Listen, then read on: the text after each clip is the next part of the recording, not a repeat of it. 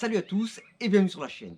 Dans cette vidéo, je vais vous montrer deux méthodes pour nettoyer son réservoir et enlever la rouille. Certes, pas la rouille quand elle est carrément perforante, mais uniquement la rouille qu'on retrouve dans la crépine de notre robinet d'essence, voire carrément dans le carburateur quand on n'a pas mis de filtre. On perd pas de temps, c'est parti.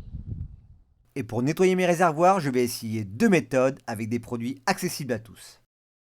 On débutera avec le vinaigre surpuissant 14 degrés sur la 103 SLC. Dans le même temps, j'essaierai avec l'acide phosphorique sur le réservoir de la 51 Black S. Bien entendu, je ne manquerai pas de m'équiper de gants et de lunettes car je vais manipuler ces liquides qui sont corrosifs pour la peau ou les yeux. Je prépare également deux entonnoirs différents. Là pour le centre SP, le réservoir, il y a même du dépôt de poussière tout au fond si vous arrivez à voir. Il est quand même bien rouillé. 1985, 2023, 38 ans. Ça fait au moins 2 ans qu'il est dans mon garage sous film. Allez, on va boucher le trou du réservoir et on va commencer. Bien entendu, avant de remplir votre réservoir, remettez soit votre ancien robinet avec un joint neuf, soit un boulon du même pas avec un joint neuf. Le problème du vinaigre, c'est qu'il faut le laisser un peu plus longtemps. Là, je vais le laisser 24 heures, comme ça, ça nous laisse le temps de voir le résultat. Et si passé 24 heures, je vois que c'est pas assez satisfaisant, je changerai ma méthode. Alors, bien entendu, hein, vous m'avez vu, lunettes, gants. Bon, là, c'est pas évident. Moi, j'ai du 20 litres. Vaut mieux prendre des bidons de 10 litres. L'inconvénient du vinaigre, c'est qu'il faut faire ça à l'extérieur parce que ça pue. C'est un peu l'inconvénient du vinaigre. Mais, je le répète, ça ne coûte pas cher. Ça coûte beaucoup moins cher que l'acide phosphorique.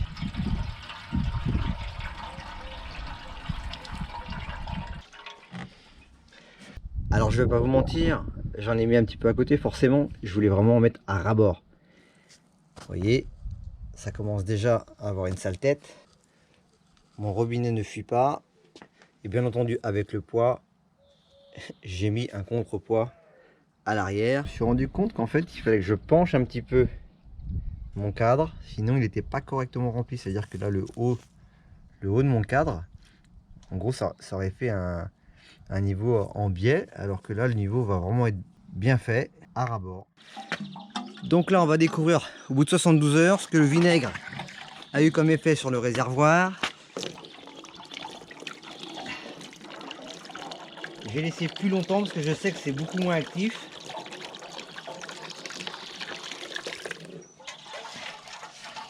Et j'ai arrêté au bout de 72 heures car l'erreur que j'ai faite c'est de mettre un vieux robinet, même avec un joint neuf, parce que ça vous bouffe les joints tout de même.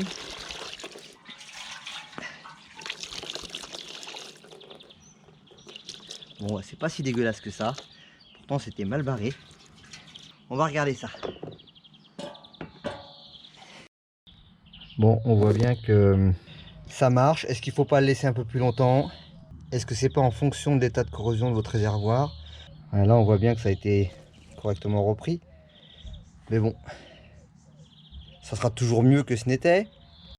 Sur le contour, il faudra passer un coup de paille de fer. À vous de vous faire votre avis. Le côté économique ou le côté efficacité. Moi perso, je vais rincer à l'acétone, rincer à l'essence et je retenterai un coup d'acide phosphorique pour ce réservoir. Le réservoir de la 51 Black S n'a pas trop souffert de ces vieilles années, mais il y a tout de même de la rouille. Donc là on va s'occuper du réservoir de la Motobécane 51 Black S. Mais là on va prendre encore plus de précautions parce que là on aura affaire à l'acide phosphorique. Alors l'acide phosphorique vous le connaissez tous, on le lit souvent sur le produit alimentaire sous le nom de E338. C'est un antioxydant mais c'est surtout un régulateur d'acidité. On le retrouve dans beaucoup de sodas et dans tous les colas pour pas citer de marque. Donc c'est pour ça qu'il y a beaucoup de gens, quand ils font des vidéos comme ça pour nettoyer leur réservoir, ils mettent du Coca-Cola. Il y a très peu d'acide phosphorique dans le Coca-Cola, forcément avec l'acide citrique ça aide, mais c'est pas aussi efficace que l'acide phosphorique 75%, hein, que je ne vais pas diluer parce que celui-là ne se dilue pas. Donc on va le mettre et en principe au bout de 2-3 heures, si je devais vider ce liquide, je verrai déjà les effets. Je vais voir si je le laisse 24 heures également ou si dès demain matin à 10 heures je regarde le résultat. J'ai bien envie de le laisser une nuit quand même et on verra bien. Allez, c'est parti. Et là donc, je vous le redis, gants et lunettes, pantalons sont nécessaires car ça irrite les yeux, ça vous brûle la peau. Donc vaut mieux faire gaffe hein, parce que moi j'ai pas envie non plus de finir à l'hosto ni de me brûler. Au moins je ferai pas de bêtises. J'ai mis un récipient juste en dessous pour récupérer l'acide sur le sol parce que moi j'essaye un maximum de rendre à la déchetterie tout le liquide, les solvants, tout ce que je récupère, l'essence usagée et tout ce que je vais pouvoir enlever demain des réservoirs, je le récupérerai, je le mets en bouteille et je la mets en déchetterie. C'est quand même mieux que de finir directement dans mon vide là et de finir dans la nappe phréatique ou autre. Allez, j'arrête la morale à 2 balles et on va tenter tout doucement de mettre, j'ai dit 3,6 litres je crois. J'aurais dû faire un repère sur la bouteille de 10 litres pour voir plus ou moins ce que donnait 3 litres. Voilà, je l'ai rempli à bord. Je m'attendais à plus de bulles, comme quand on fait une électrolyse. Et apparemment non. Le produit donc se dilate, les gaz, parce que comme ça fait des bulles, les gaz s'échappent. Donc je vais l'enlever, en faisant attention que ça ne me jaillisse pas dans la tronche, d'où l'intérêt des protections. Et je vais nettoyer un peu tout ça. Ça, je ne vais pas remettre de bouchon. Je vais laisser comme ça. Donc on va profiter du temps de pause pour voir à peu près la durée avec laquelle l'acide phosphorique enlève la rouille. Donc pour ça, je vais carrément remplir un demi-litre dans cette bassine et je vais mettre des pièces que je ne voulais plus me servir, mis à part ces accroches de capotage de 103, du ressort moteur de 103.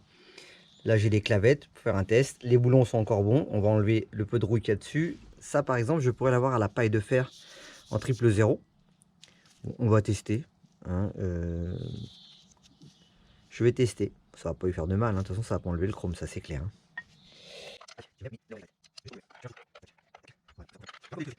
Ça je vais juste le mettre debout, voilà, à hauteur du pédalier.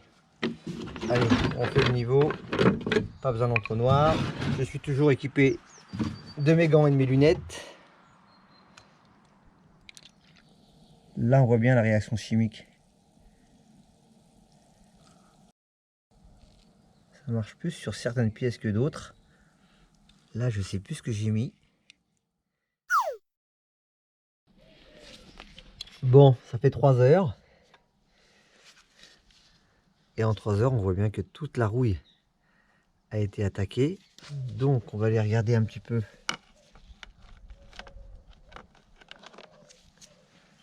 Et c'est incroyable sérieusement.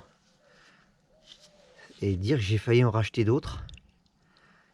Elles sont ressorties nickel chrome. Donc au bout de 3 heures, ça marche déjà très fort. On va regarder les pattes de fixation du capotage. Il y a encore besoin. Hein. Bon, ça fait des bulles, ça veut dire que ça agit. Ça va être super efficace. Quand je vois les pièces, comment elles sont revenues, je me dis que le réservoir va être nickel. Bon, vous le remarquerez là, depuis 15h30, il est 10h30. Ça m'a bouffé mon joint. Hein, pourtant, il est bien serré, hein, ça m'a bouffé le joint. C'est assez puissant quand même comme produit. C'est pourtant c'était le joint d'origine, donc il devait être un petit peu poreux à force. Toujours équipé de mes lunettes et de mes gants. On va vider le produit.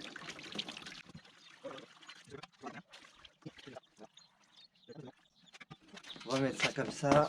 On va faire en sorte que le robinet, si ça goutte, tombe dedans. Voilà. Comme je disais, quand je vois l'état du produit à la sortie des réservoirs, il est limite transparent. Je me dis qu'il ne devait pas être si dégueulasse que ça. On a beaucoup de copeaux de peinture noire. Par rapport à l'état de mes pièces, où là le produit est complètement noir et les pièces ont l'air d'être revenues superbes, je me dis, je n'avais pas à me plaindre par rapport à mon réservoir de 51 Motobécane Black S. Du coup, je me suis mis au soleil, on sera bien mieux. Je vais rincer le réservoir à l'acétone. On va essayer de regarder un peu si on arrive à voir à l'intérieur s'il y a vraiment du changement. Je vais y poser 1 litre d'acétone.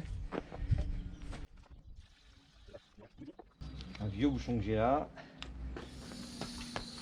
On secoue pour bien rincer. Donc là, je vais vider par le réservoir et après, je remettrai un petit coup et je viderai par le robinet pour pas que les résidus restent tout en bas du robinet. Et je récupère un maximum de produits. Donc on voit bien que le Motobécane, il est quand même beaucoup plus propre au niveau du réservoir. Bon, c'est pas évident à filmer, hein. On voit bien que même 3 jours après le traitement, autant il y a de la rouille, il y a beaucoup de rouille dans le 103 SP avec le vinaigre, que là, c'est quand même beaucoup plus probant. Donc là, j'ai rempli le réservoir d'acide phosphorique. J'ai laissé passer bien 36 heures. Donc, comme d'habitude, ça a débordé, on le voit bien. Et on va vider le réservoir pour regarder un peu le résultat. Voilà, même en direct avec la GoPro, on voit bien que c'est nickel à l'intérieur. Donc voilà, là on voit bien l'état avec la caméra endoscopique. Toute la rouille est partie. J'espère que vous arrivez à bien voir. C'est vraiment nickel chrome. Rien à voir avec cette méthode par rapport au vinaigre. Même si certains ont réussi à avoir des beaux résultats, moi ça n'a pas été probant. Voilà, le résultat il est là, hein. J'ai mis ma pince dans le produit et on voit bien la différence. Là il me restera plus qu'à remettre un peu de coude lubrifiant ou de graisse à phare pour qu'il reparte de plus belle. Je vais vider un maximum de ma mélasse là, qui est pas très jolie, pour récupérer mes pièces, sinon je vais galérer. Je vais les faire tremper dans de l'essence. Bon là c'est de l'essence de récupération, hein, c'est pas de l'essence neuve, hein.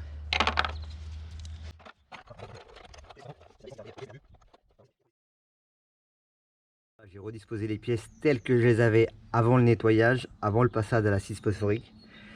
Bien entendu, une fois que vous aurez ce résultat là, il faudra encore faire un petit exercice de ponçage, polissage, pour que ça redevienne en couleur d'origine et non pas noirci comme là.